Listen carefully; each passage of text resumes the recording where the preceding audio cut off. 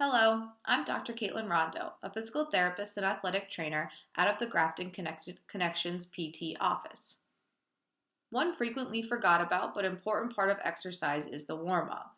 In this segment, we're going to discuss the benefits of a proper warm up, the difference between static and dynamic warm ups, and examples of warm up activities. So, first, let's review the benefits of a warm up. A warm up is preparation for activity, so it should practice the skills involved in the upcoming activity. A proper warm up will bring increased oxygen to muscles to decrease stiffness, increase blood flow to improve muscle temperature, improve nerve conduction, and optimize the ability of that muscle to make energy that will be used during the physical activity. A warm up should be performed at 40 to 60% of your max heart rate and generally should last about 5 minutes.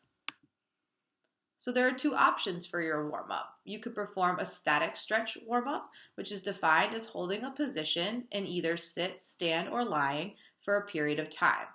Research has concluded that holding a position for 30 to 60 seconds, 2 to 4 times, will result in improvement of elasticity of the muscle, therefore leading to improved muscle length.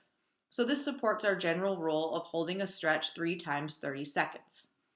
Static stretch examples include your seated hamstring stretch, a runner's stretch for your calves, and a tricep stretch by pulling your arm across your body.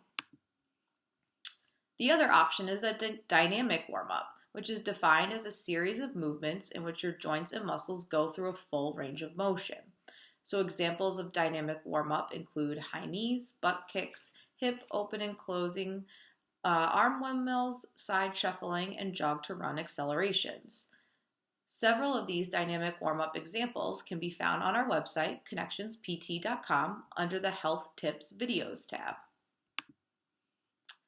So which type of warm-up do we choose? A better question is, what is your goal? So if your goal is to improve flexibility, then static stretching alone is a good choice. However, if your goal is to prepare for competition or sport, then static stretching alone is actually shown to decrease force production by your muscles. So it's not the best way to prepare your body for competition.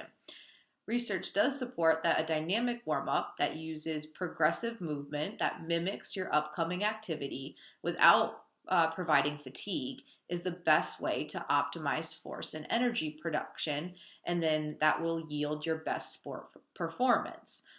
Research also does support that performance of a dynamic warm-up followed by a static warm-up will continue to yield proper muscle preparation for activity as well as improve muscle lengthening. So if your goal is to prepare for sport, a dynamic warm-up followed by a static warm-up is the gold standard.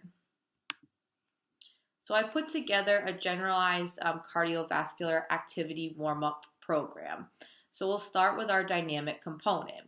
We would perform 20 to 25 meters of an exercise at a slow to moderate pace and then take a 10 to 15 second rest before returning the 20 to 25 meters back to the start position and changing the activity.